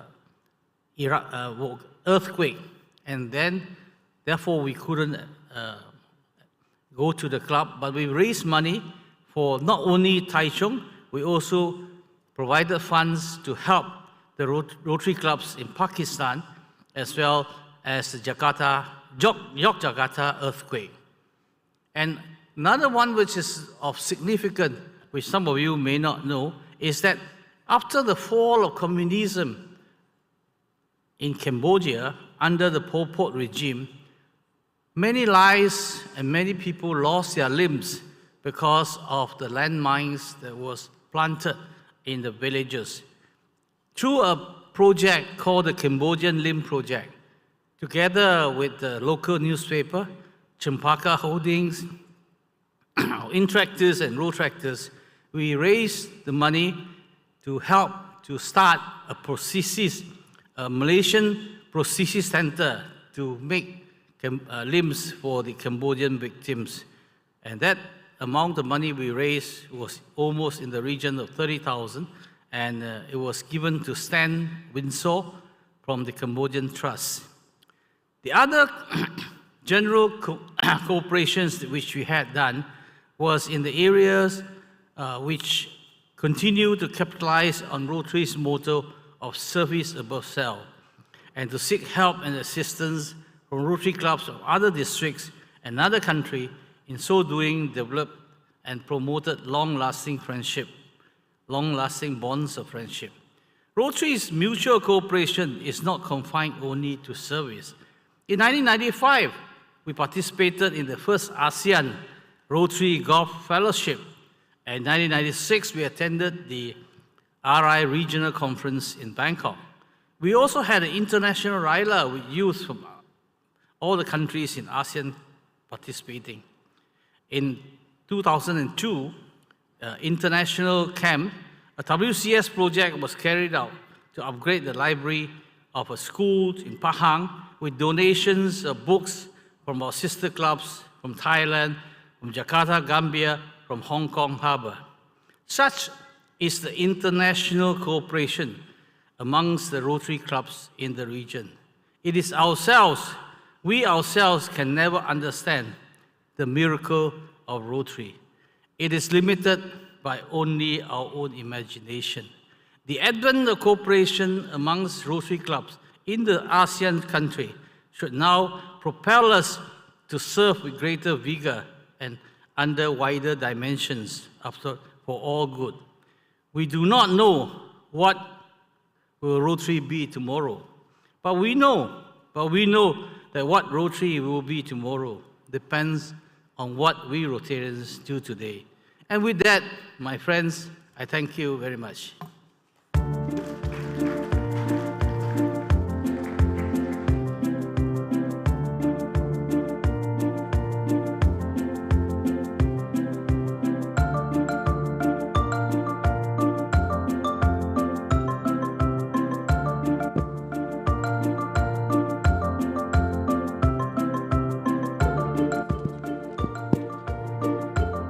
Thank you, Past Governor Paul, for that journey into service in Rotary-ASEAN. My friends, you have gone through public image, you've gone through the future, you've gone through the past, the history, and also gone through the social-cultural, the social-political context of ASEAN. And now we come to the penultimate speaker for this afternoon session, and I'm so lucky to be here to introduce the second 4L speaker. Why 4L? Lovely lady, luminary leader. Yeah? I'm going to introduce to you now past Governor Marcelina Aurelio, or as we call her, Lina, who is actually the first woman governor outside North America and Europe in 1996-97. And of course, obviously the first in ASEAN. And Lina has been very active in Rotary. She has held so many positions. I was so impressed with her bio. It went on for 3 pages of all her regional and zonal positions. But more importantly, she has been in the forefront of leadership, of training in the Philippines. And Lina was the charter president of the Rotary Club of Sampaguita Grace Park of District 3800, the Philippines, the first all-woman Rotary Club in the world, chartered in July 13, 1989. So well done. And she has been the charter member also of the Paul Harris Society and is a major donor level 2. And she is also the, during her year as governor, wow, she was very proud that she had groomed 11 major donors in her district that year. And she was recognized at the Glasgow Convention for growing her district by 680 new members. So without further ado, could I now welcome past Governor Lina Aurelio to share with us on the topic of Rotary makes better friendship in ASEAN.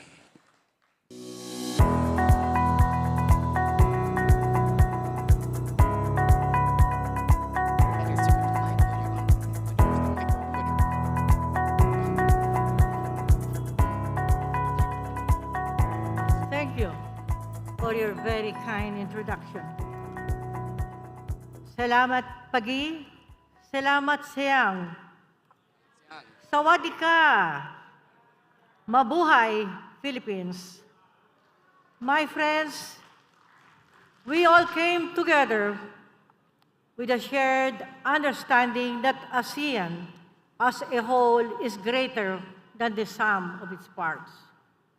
Integration, unity, and solidarity must continue to be the foundation of our relations and friendships.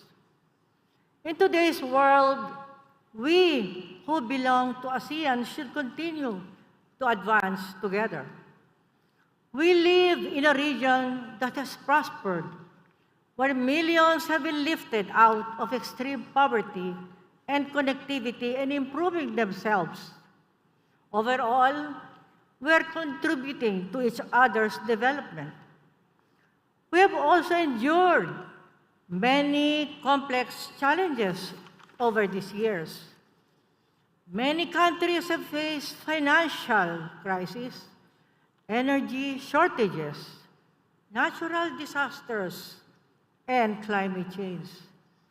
These problems have taught us that there are no simple solutions. We have learned that we can overcome together by strengthening ASEAN solidarity and centrality through our friendships. As an ASEAN region, we must continue to support, cooperate, innovate during these challenging circumstances. The values and aspirations articulated decades ago are still relevant to guide us today. Caring for our people and each other's well-being, preparing for future opportunities and challenges, prospering together as a unified region. We all believe that these three areas will strengthen ASEAN solidarity and reinforce ASEAN centrality. This will accelerate our efforts to recover from the pandemic and realize our ambitions to ICC communities. The support, contributions, and dialogue today on Rotary's ASEAN are important. Let's keep working with our Rotary partners through the various ASEAN-led mechanisms and uphold the rule of law.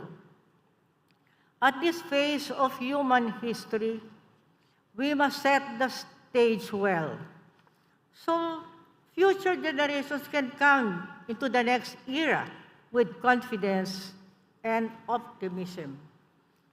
In Rotary, we understand that the ultimate goal of all service is friendships, a better and more peaceful world. We do this through the values that we hold, both ethical, cultural, and through the service and peace-building projects that are being initiated. As people of action, we inspire others through our service to communities and to humanity. Today, we have more than 400 ICC relationships all over the world.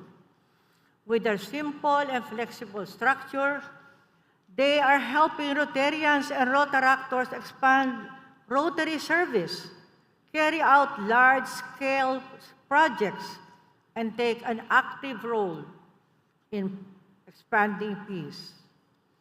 Consistent with the Rotary International Strategic Plan, ICCs provide strategic support to all programs of Rotary International and that of the Rotary Foundation. ICCs encourage Rotarians and Rotaractors to visit each other's countries and homes to do what Rotary does best: build strong and lasting friendships. To help increase Rotary membership development, we give value of interest for young people and hold a setting for new clubs and Rotaract clubs. To complement all the international aspects, we cherish our great organization. We must see and use ICC to put into practice Rotary's message and to build bridges of friendships and with clubs, districts from different cultures and nations. For this is how we truly celebrate our differences, overcome our individual biases, and serve to change lives as we imagine Rotary. Recent survey shows reaching out to the underrepresented communities to make connections are 34%. Talking openly about why our clubs lacks diversity, 22%. Shifting our international perspective about leadership, 8%. Updating our policies and procedures, 6%. For those who haven't begun to address this yet, 22%. This is our guide for the future. The Rotary International Board convened the Diversity, Equity, and Inclusion Task Force to assess the state of DEI within Rotary and develop a comprehensive plan to establish these values even more firmly in our culture. And to develop the plan, the task force used responses from 31,000 members around the world who reported their experiences in DEI in Rotary through the first Diversity, Equity, and Inclusion Survey. Our commitment to diversity, equity, and inclusion should continue. At Rotary, we value diversity and celebrate the contributions of people of all backgrounds, across age, ethnicity, race, color, sexual orientation, and gender identity, as well as differences in ideas, thoughts, values, and beliefs. We believe that all people should hold visible and invisible qualities that inherently make them unique, and we strive to create an inclusive culture where each person knows they are valued and belong. My friends in Rotary, the response, the decision was overwhelming. During June 1990, the number of female Rotarians had skyrocketed to 20,000. The number of women members worldwide reached 195,000 in July 2010, about 16%, and surpassed 277,000 in July 2020, which is 23%. A top priority of Rotary is growing and diversifying our membership to make sure we reflect the communities we serve through friendships. We know that our capacity to increase our impact and expand our reach is larger when people unite with us. Here is a report that shows the percentage of female Rotarians in general and also female Rotarians in fellowship position, including presidents and governors. You will see that over the last 5 years, the percentage of female Rotarians had grown from 20% to 24%. 85% of clubs around the world have female Rotarians. Clubs with female presidents has grown from 23 to 27%. Districts with female district governors had grown from 18 to 24%.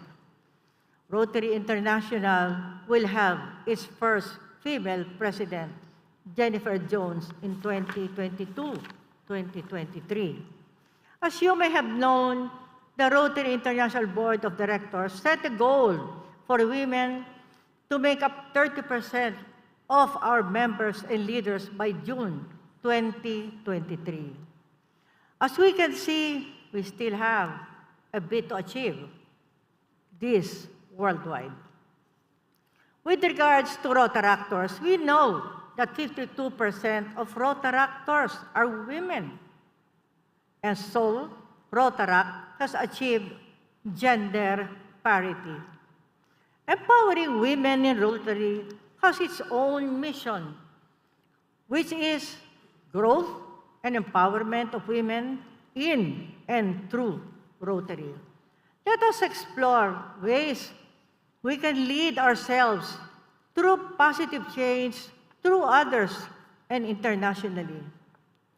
Create opportunities for the next generation of transformational leaders in Rotary by supporting young women.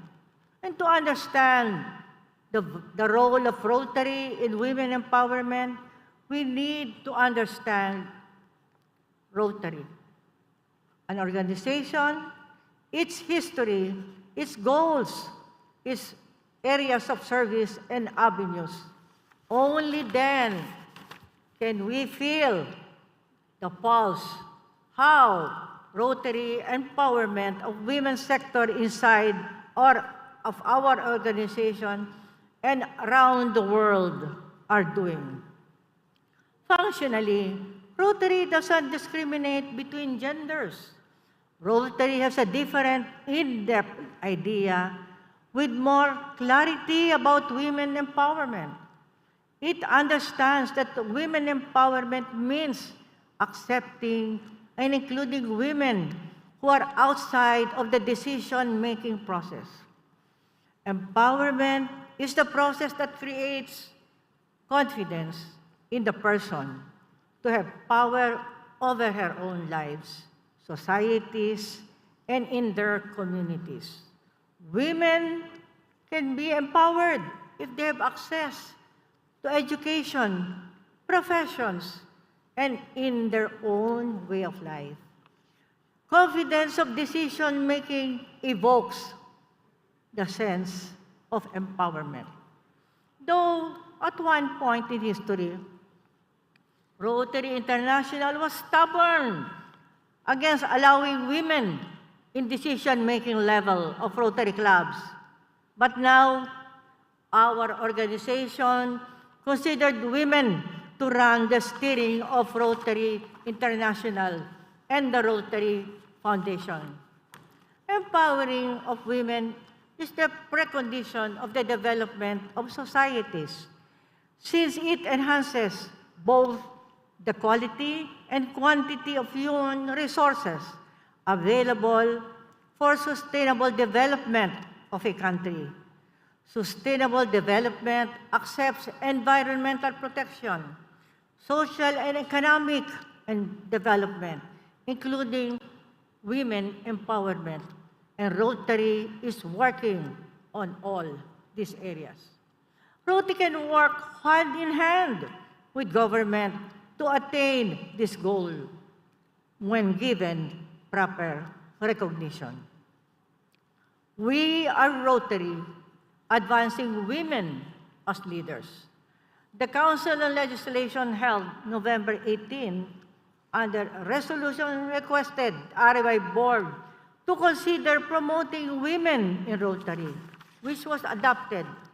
Another resolution requested the RI Board to consider increasing opportunities for women, young leaders, and people of different races, ethnicities to serve in districts, zones, and RI leadership position.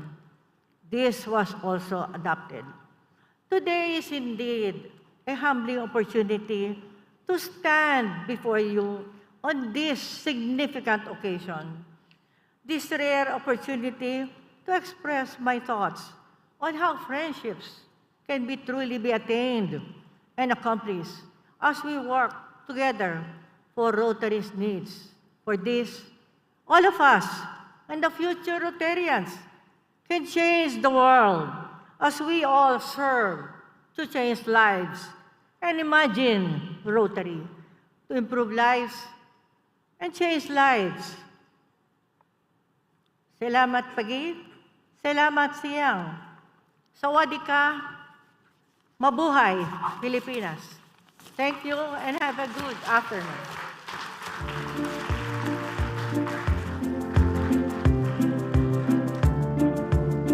Thank you. So, can we have 3 cheers for the woman? Hip hip! Hip hip! Hip hip! Thank you very much. All of us has wake up. Anyway, in every successful man, there is always a woman behind. In my life, there are 3 women. That does not mean that I have 3 wives. One is my mother, one is my wife, and the other one is the person that introduced me into the Rotary. The next speakers that I'm going to introduce, thanks to COVID, she's not able to fly to Singapore, but the 4th priority of Rotary, increase our ability to adapt. Whether we are in Singapore or any part of the world, we can still join the seminar. I saw her. I'm not too sure whether she can see me. This is past director SAOWALAK. She's a professor and senior expert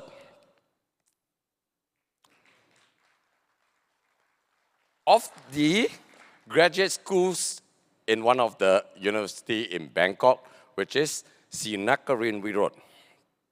Currently, she serves Rotary as the ambassador for empowering girls.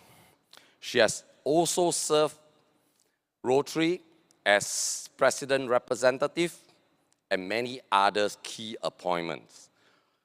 She's also the recipient of all the top awards of Rotary, namely the RI Service Above Self Award, the Presidential Citation, the Rotary Foundation Service for Meritorious Service, and the Distinguished Award.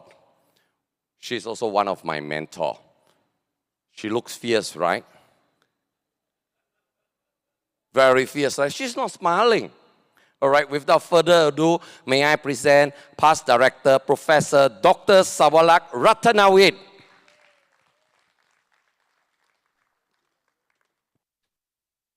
Sawadee-ka, ladies and gentlemen.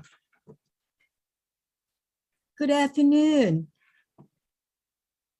It gives me a great pleasure to join all of you in this Rotary in the country Committee ASEAN Assembly this afternoon. Hello.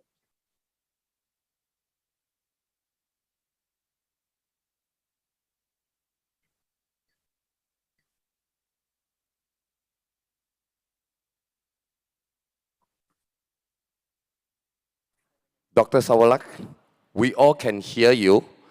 We all can hear you. So go ahead to give your presentation and tell us why you are not able to join us in Singapore. Go ahead. All right. Ladies and gentlemen, sawadee again. Okay, it's given me a great honor to join all of you in the Rotary in the country Committee ASEAN Assembly this afternoon. I'm so sorry that I cannot see you in person. At the moment, I have lots of work to do, not just only the COVID infection, but I have so many things to do for both Rotary and the university, for the government. So it is a very difficult time for me, to go to see all of you as I really like to. Okay, as you have listened to several earlier keynote speakers talking about Rotary in ASEAN in many aspects and perspective based on international vision, mission, guiding principle, ideal of service, friendship, cooperation, and even the future of Rotary. Now, I would like you to join me in recalling the relations of our Rotary ASEAN in the past for over 100 years. Yeah, please. Thank you, Dr. SAOWALAK. So, she is not going to present over the internet, because sometimes you may have internet problem. She has prepared a pre-recorded message.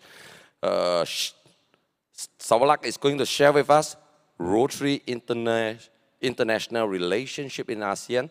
And can we have the video, please? Thank you, Jason. Thank you.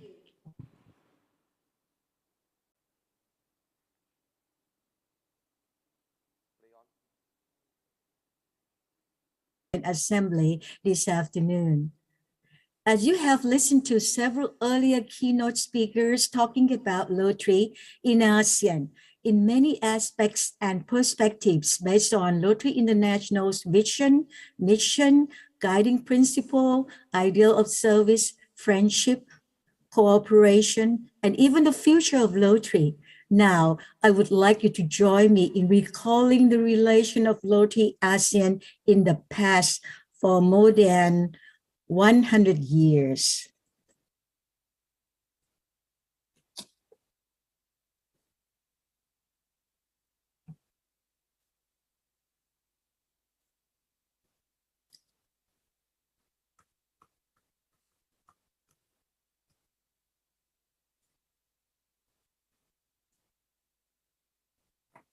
Since the Rotary Club of Manila in the Philippines was first chartered in 1919, and the first Rotary Club in Yogyakarta, Indonesia, was chartered in 1927.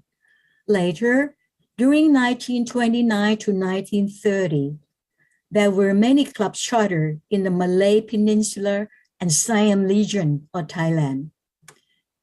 In 1929, several Rotary clubs were chartered in Myanmar, Cambodia, Laos, and Vietnam. Rotary-ASEAN grew stronger and became a regular district. All Rotary clubs in Malay Peninsula and Siam, as well as Indochina, joined in the same district 80 under the leadership of His Royal Highness Burachat of Siam. Due to the World War, all clubs were suspended from 1942 to 1946, and the district were voided. After the war, from 1948 to 1949, all districts were reinstated and renumbered, and the district 80 became district 46, before later becoming district 330. In 1981, Rotary International established District 335, which was to include Thailand, Laos, Cambodia, and Vietnam, leaving clubs in Malaysia, Singapore, and Brunei as District 330. Since 1991, the districts have all been renumbered again to what we are at present. Unfortunately, during that time, we couldn't restore all of Rotary-ASEAN to how it was in the olden days because of political issues. However, we have been trying very hard to get it all back with considerable success. District 3360 chartered a Rotary Club in Vientiane, Laos, while District 3350 of Thailand did the same in Yangon, Myanmar. Furthermore, 3 additional Rotary Clubs, Saigon and International Saigon and Da Nang, were successfully chartered. Now, we have all 10 Rotary countries in ASEAN back and cooperating in developing our relationship through what we have been doing locally as usual, through our ideal of service above self. We have at present 18 districts with 42,000 Rotarians in 1,600 clubs in 10 countries. I would like to name a few of the important sample projects initiated in this part of the world that have led to worldwide cooperation and closer Rotary relations while helping people in need in communities across the globe. The explosive growth of Rotary International in ASEAN can be traced directly to efforts by the Rotarians to end polio in the Philippines and their strong desire for peace building, beginning the campaign in the Philippines in 1979 and following it with similar activities in Cambodia and other countries. Rotary International launched Polio Plus and was a founding member of the Global Polio Eradication Initiative in 1988. To solve the long-term global problem of poverty, the Rotary Foundation funded the 3H grant to support the successful educational and humanitarian joint projects in Thailand, led by advisor and former district governor, Dr. Richard Walker of Australia, to alleviate illiteracy using the CLE, or Concentrated Language and Culture approach. This initiative is now known as the Lighthouse Literacy Project. The project's model can be replicated in other illiterate communities in many countries with support from the Rotary Foundation and local Rotary clubs. Most importantly, in 2004 to 2005, past Rotary International President Pichai Rattakul initiated the Rotary Peace Center in Bangkok, Thailand, have made a collaborative effort to provide a 3-month professional development certificate program twice annually for professionals with work experience in international relations for peace and conflict presentation and resolution. Up to 40 fellowships are awarded annually to people from all over the world. 75% of the more than 500 alumni work for United Nations, a government agency, for non-governmental organizations, or in academia and research. When a coup took place in Myanmar in February of last year, the Peace and Development Studies program at the university worked to recruit and support peacemakers there. During the evacuation in Afghanistan that followed the resumption of Taliban control, the program created an entire network to get people, including one July alumnus, out of the country. Another example of current impactful Rotary iteration in ASEAN through service has been initiated by our current Rotary International President SHEKHAR MEHTA, the Empowering Girls Initiative. All ASEAN countries have so far successfully cooperated in helping girls in need in almost all aspects of 7 areas of focus. District 3350 has reached the goal of involvement of 100% of its club in this initiative. Undoubtedly, the ongoing project will only become more supportive and will benefit girls today to help them change their lives, become empower women in the future, have healthier family, and have more opportunity to serve their community and the world. We also have a very strong ROTARY-ASEAN, which effectively and actively cooperates with Rotary in all ASEAN countries to do good for the communities in the region. Women Rotarians have also seen their membership numbers rise significantly in ASEAN.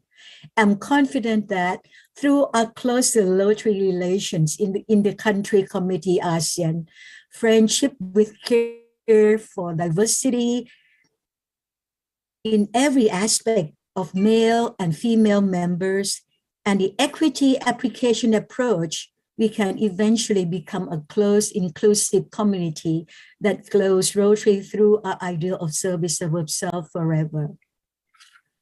On behalf of Rotary in Thailand, please accept my heartiest congratulations on the occasion of the Rotary in the country committee ASEAN Declaration.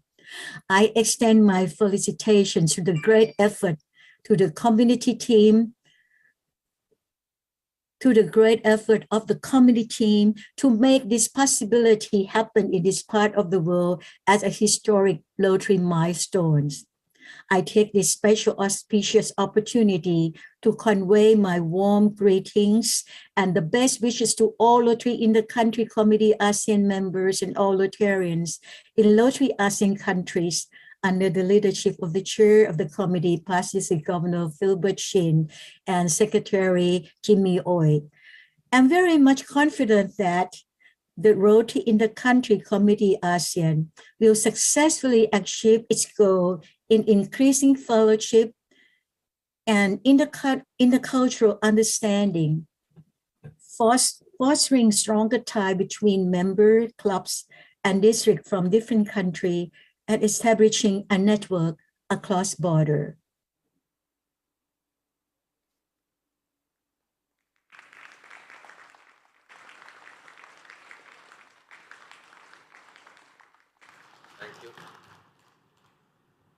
Thank you, Past Director SAOWALAK. Ladies and gentlemen, finally, we are partners. We are partners. Thank you for having us. What happened? We are partners. It is our pleasure co-presiding this afternoon session. I hope all of you enjoy this afternoon session. And with this, Leslie and myself will want to say thank you.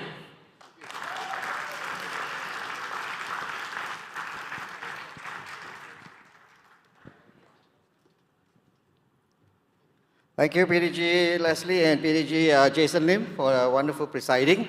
And to do the closing now, I know you all have a very long day, and I'd like to invite our organizing chair, PDG Rajamohan, to do the closing remarks. I know it's been a very long day. I'm a man of few words, so don't worry. I won't keep you all much longer. All protocols has been observed.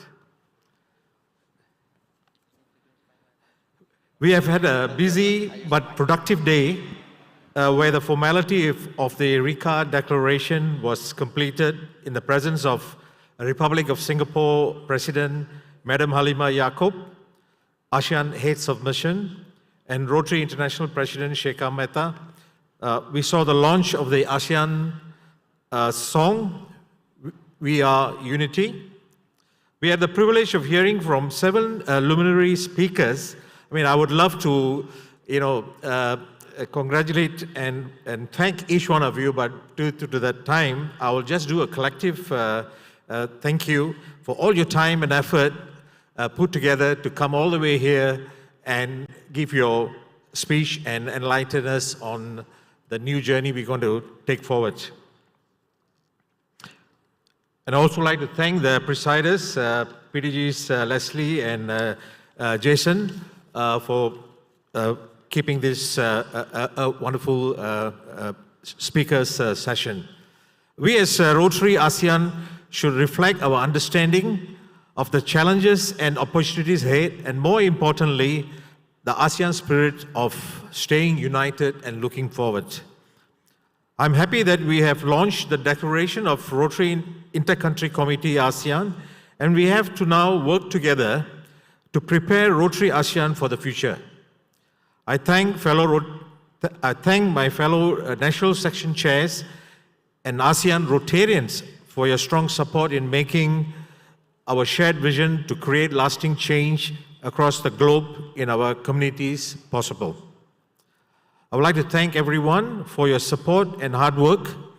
Because of your collective commitment and efforts, we can take considerable strides towards a more united, resilient, and innovative Rotary-ASEAN. This is just the beginning of a new and exciting chapter for Rotary-ASEAN. We are not and never will be done building the strengthening of ASEAN community.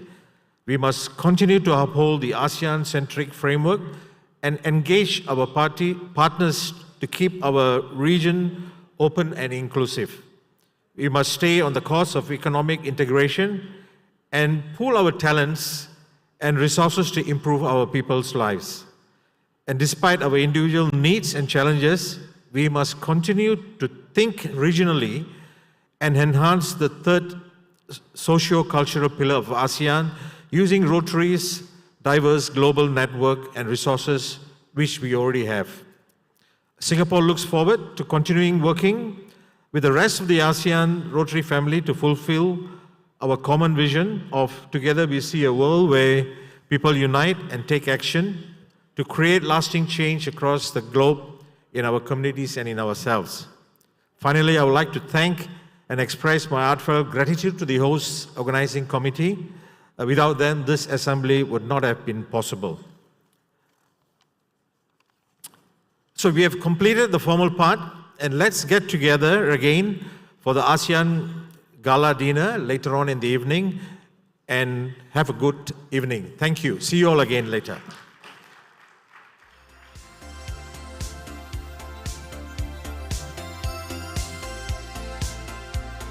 Okay, before you go, just a quick announcement and housekeeping.